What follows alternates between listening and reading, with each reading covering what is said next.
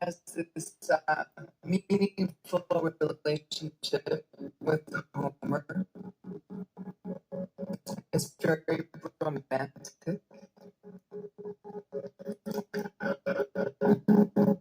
And at one point, the Smithers character says, and he would call me up again and he would ask me out, and I would say no.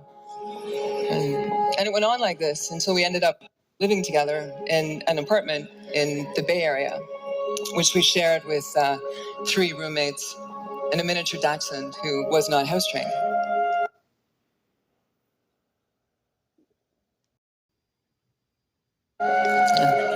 By the time we divorced, we were living in a house in Bel Air with no roommates and a miniature dachshund who still was not house trained. So it's a really funny Simpsons episode. Elon has this meaningful relationship with Homer. It's very romantic. And at one point, the Smithers character says to another character that somebody like Elon must have a darkness in his soul.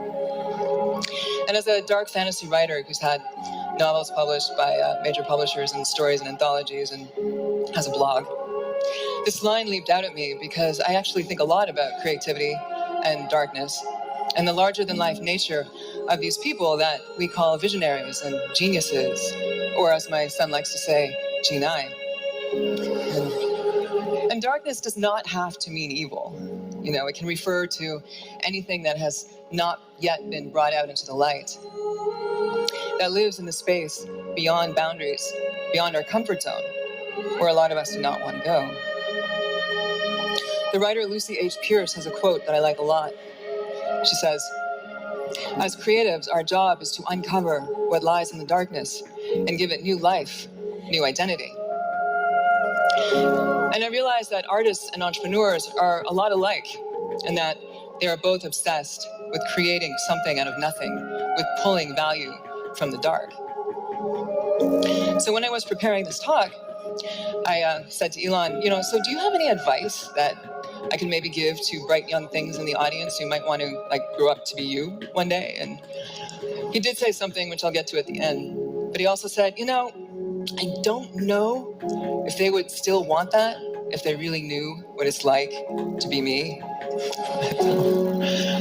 And it made me think that before we call these people visionaries, before they have that kind of success, we have other words for them. We call them, geek or outsider, socially awkward, weird.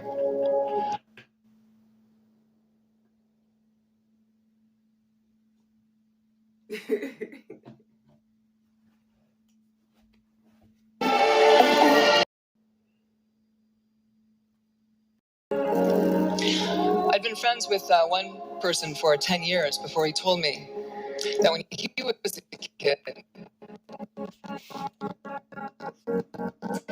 he hated